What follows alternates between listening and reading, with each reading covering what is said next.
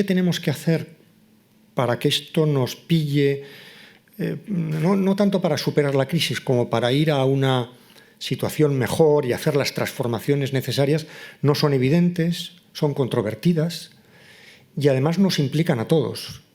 Yo me acordaba ahora cuando en los funerales de la reina de Inglaterra, que la reina de Inglaterra en un momento determinado se había permitido el lujo de decir, aquí, a propósito de la crisis sanitaria, aquí todo el mundo habla mucho pero nadie hace nada.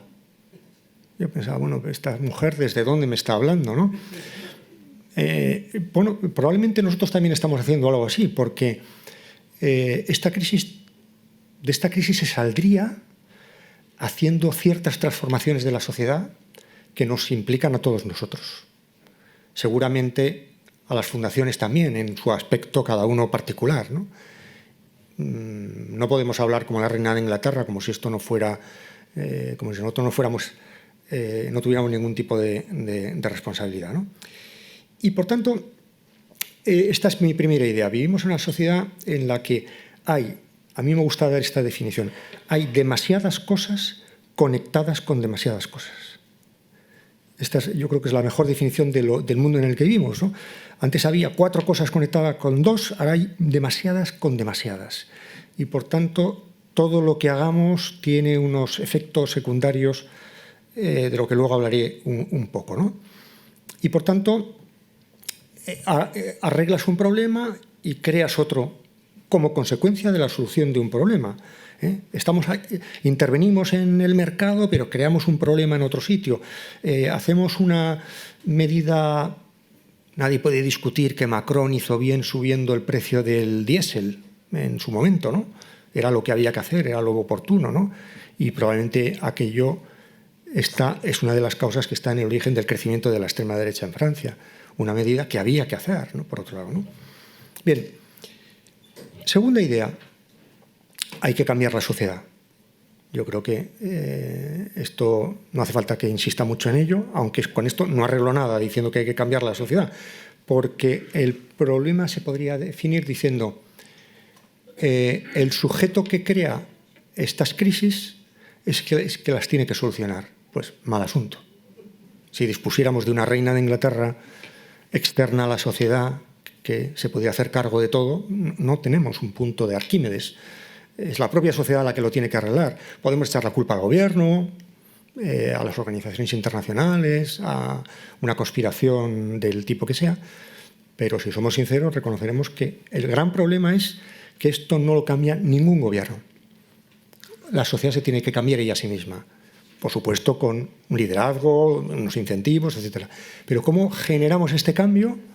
También hay aquí otro tema en el que seguro que las fundaciones tenéis mucho que pensar, ¿no? En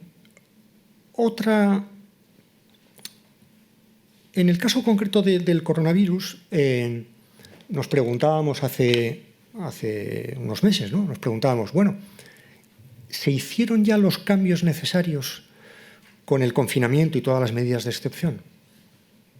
La respuesta es que no. Es decir, toda la intervención directa del Estado, de los Estados en la sociedad, confinando, parando la economía, vacunando a las personas, etcétera, era necesaria. Podemos discutir si más o menos, ¿no? En Chile tuvieron un confinamiento terrible, pero bueno, es discutible si era exagerado o no. No soy experto en eso. Pero yo creo que aquello a muchos les produjo una ilusión óptica de pensar qué fácil es controlar a la sociedad, ¿no? Qué fácil es conseguir cambios en la sociedad. Porque yo creo que todos nos asombramos muchísimo, ¿no? Llega un gobierno, dice que hay que confinarse y obedecemos. No nos lo hubiéramos creído un año antes, ¿no? Entonces, pero la pregunta permanece, esa intervención directa, tan vertical, tan autoritaria, justificada o no, seguro que justificada en la mayor parte de los países, generó los cambios que serían necesarios para que si ocurre una crisis de este estilo nos encuentre mejor preparados? Seguramente no, o no en la medida necesaria, ¿no? Y acabó el confinamiento. Recordaréis que en la primera gran distensión que hubo, volvimos a cometer muchos errores que están en el origen de la siguiente ola, ya no recuerdo el número, de otoño, ¿no? Es decir, la sociedad vuelve enseguida a sus rutinas, el virus agita todo, pero realmente no cambia casi nada, ¿no? Agitó, movió muchas cosas, pero cambió poco. Esa idea de que, por ejemplo, de que la sociedad va a aceptar las evidencias científicas manejadas por el poder político, bueno, articuladas por el poder político, se encontró luego con el negacionismo. En España hubo una ola de libertarismo muy curiosa también, ¿no? Que todavía resuena, ¿no? Es decir, esta sería mi segunda tesis, ¿no? Las sociedades no se cambian de manera vertical, jerárquica, aprovechando una circunstancia como esta. No sé cómo fue en otros países, pero en España la primera rueda de prensa del presidente de gobierno se hizo rodear de unos militares detrás, ¿no? Lo cual a los que tenemos ya una cierta edad nos asustó un poco, y probablemente esa era la función que querían, ¿no? Querían meternos miedo en el cuerpo, y a lo mejor yo hubiera hecho lo mismo, ¿no? Pero claro, es muy interesante, no voy a extender mucho en esto, la metáfora bíblica, porque la guerra, en la construcción de las naciones, la guerra ha sido un gran instrumento, gran entre comillas, porque la guerra era capaz de alinear cosas que habitualmente están cada una por su cuenta, ¿no? La industria se dedica a producir armamento, las familias entregan a sus hijos al frente, los colegios se cierran, la sanidad se dedica a curar a los heridos del frente, etc. Las guerras producen una gran unificación momentánea, el tiempo que dura, ¿no? Bueno, se para el confinamiento, y ¿qué es lo que vuelve? Vuelve la disonancia. Es decir, vuelven los empresarios a decir que hay que trabajar, y los trabajadores también, las escuelas quieren abrir, el sistema sanitario se da cuenta de que ha estado atendiendo a los enfermos de COVID, pero no a los que estaban enfermando mentalmente, y quitando los cribados del cáncer, etcétera, y por tanto cada uno volvía otra vez a su lógica, ¿no? Es decir, yo creo que una de las grandes cosas que nos tenemos que preguntar, y yo aquí voy a dar una pequeña explicación, no me quiero extender más del tiempo que tengo, tenemos que explicar por qué las sociedades son tan resistentes al cambio, son tan resistentes a las transformaciones, ¿no? Y bueno, yo creo que aquí tiene que ver algo tiene que ver con que hay que conseguir alinear un liderazgo con una autotransformación de la sociedad, ¿no? Queremos que la gente no coja el coche. ¿Estoy hablando demasiado deprisa? No. Queremos que la gente no coja el coche. Bueno, pero incentivemos el transporte público, ¿no? Queremos que la gente se vacune. Bueno, da una buena información. Es decir, incentiva ciertas cosas, desincentiva otras, ¿no?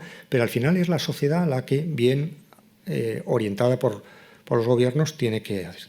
Bueno, hago aquí un paréntesis porque alguien me preguntaba, bueno, ¿y la guerra? ¿Qué pasa con la guerra? Bueno, voy a decir 5 minutos sobre la guerra. Quiero hablar en este contexto.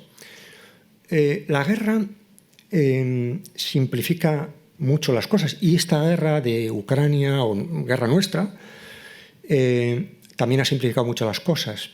De repente hemos vuelto a los escenarios del bueno y el malo, las fronteras, aquí y allá. En cierto sentido, además, esta guerra es una guerra muy clásica, ¿no? En una parte, ¿no? Típica guerra colonial. ¿Quién no ha invadido otro país, ¿no? En fin, lo hemos hecho muchos, ¿no? A lo largo de la historia, ¿no? Pero hay un punto que me parece que es interesante para pensar, que es el hecho de que es la primera guerra que se lleva a cabo con dimensión, en un mundo interdependiente y con las armas de la interdependencia. Y de hecho, estamos jugando con ellas. O sea, estamos utilizando no solamente armas en el sentido estricto, sino también la interdependencia como arma. todo el tema del gas, la salida de Rusia del sistema SWIFT, etc., ¿no? ¿Cuál es la peculiaridad de esto?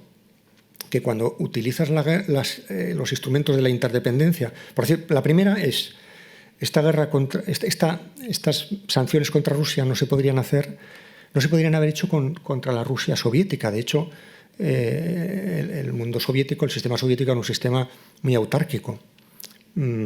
Había Guerra Fría, pero la Guerra Fría no tenía nada que ver con esto. No había sanciones de este estilo.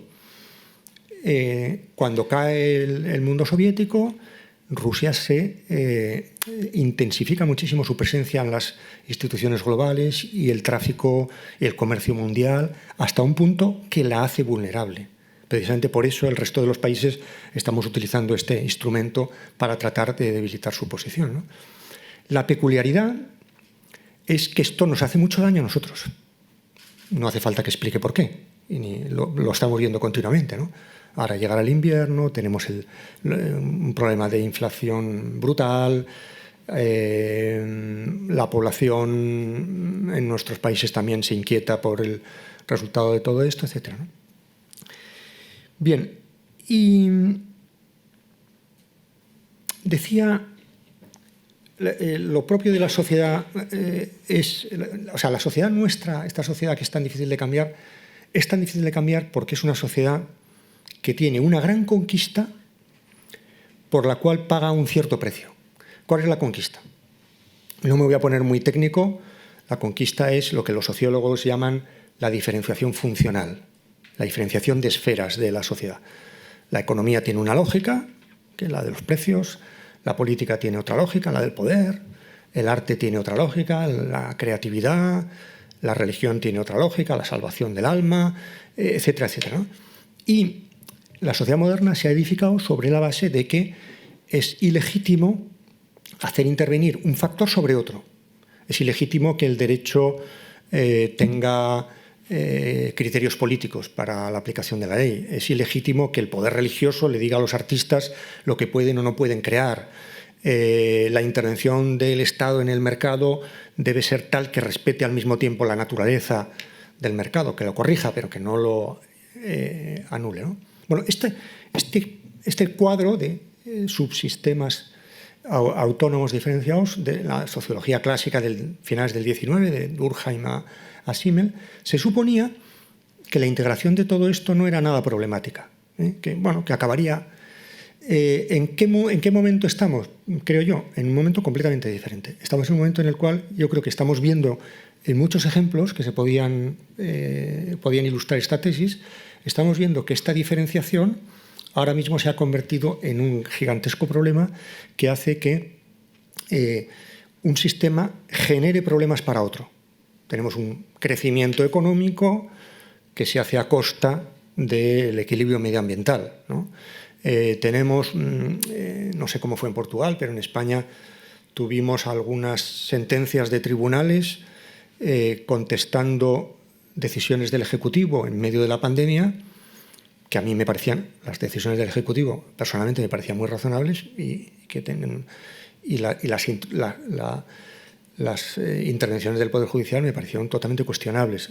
Tenemos al mismo tiempo un poder político que es incapaz o tiene grandes dificultades de poner un precio razonable a la energía, ¿no? Es muy difícil, aunque existe la excepción ibérica, que les contaremos a los americanos lo que es si no lo saben, pero quitando la excepción ibérica y en general también con la excepción ibérica tenemos un gran problema de cómo el poder político interviene fijando precios, lo cual es un asunto que suele tener consecuencias indeseables, ¿no? Y por tanto, yo diría que lo que tenemos ahora es tenemos la constatación de que todo esto solo se puede resolver de manera unitaria, ¿no? Pero al mismo tiempo cada cosa va por su lado. Hay el lema de la Organización Mundial de la Salud, One Health, es maravilloso, ¿no? La idea de que la salud del planeta, la salud de los animales y la salud de los humanos tienen que pensarse unidas y tienen que estar unidas porque de hecho están unidas, ¿no? Bien, pero eso no lo sabemos hacer, no lo estamos sabiendo hacer, ¿no? O alguien podría decir, bueno, pero acabamos de venir de una cumbre climática en Glasgow donde hubo una gran unidad, ¿no? Sí, bueno, las cumbres del clima lo que hacen es escenificar una gran unidad de los poderes en general, privados y públicos, también, por cierto, de las protestas, porque también vamos a Glasgow o van a Glasgow a protestar, y luego resulta que si empiezas a examinar un poco, te das cuenta de que las divergencias continúan, tanto en los poderosos como en las organizaciones que protestan, porque protestan por motivos diversos y a veces incluso contradictorios, ¿no? Con lo cual, no sabemos, yo creo que este podría ser el resumen, no sabemos cómo se construye unidad en un mundo así, en el que al mismo tiempo no hay ninguna instancia autoritaria, no hay un jefe de la tribu, no hay un punto de Arquímedes, o sea, todas estas metáforas de algo poderoso que pudiera reconducir esta dispersión es utópico, ¿no? Y lo que... Entonces, bueno, alguien me dirá, bueno, bien, pero te hemos traído aquí Inerarity para que aportes una solución. Bueno, no os preocupéis, vengo con la solución específica para vosotros. Y la solución es la siguiente. Si queremos solucionar algo, hay que solucionar antes todo. Ya podéis aplaudir. No. Voy a justificarlo 2 minutos, 5 minutos y luego ya podréis aplaudir. ¿De qué mundo venimos? Venimos de un mundo que ha dividido las cosas para hacer operativas las soluciones, ¿no? Tenemos la división del trabajo, tenemos la división de poderes, tenemos la fábrica fordista, tenemos la parcelación en general, tenemos los departamentos, los ministerios. O sea, el mundo del que venimos es un mundo en el cual, ante un problema, lo primero que hemos hecho es quién se encarga de una cosa, quién se encarga de otra, qué niveles de responsabilidad, etcétera, ¿no? Y esto lo hacemos bastante bien.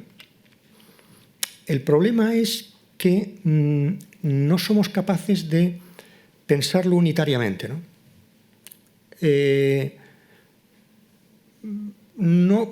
Por ejemplo, no hemos conseguido durante la pandemia, creo yo, por poner un solo ejemplo, no hemos conseguido coordinar bien las medidas científicas, las evidencias científicas con las decisiones políticas y con las instituciones que se ocupan de la legalidad, ¿no? Ciencia, política, derecho, han ido en cierta medida cada una por su cuenta, ¿no? Se plantean en la sociedad muchos problemas de compatibilidad, o mejor dicho, de incompatibilidad entre los criterios de eficacia, de justicia, de igualdad, de libertad, etcétera, ¿no? Y el hecho de que ante cualquier problema haya muchos actores que intervienen, tendemos a pensarlo más como un problema que como una parte de la solución.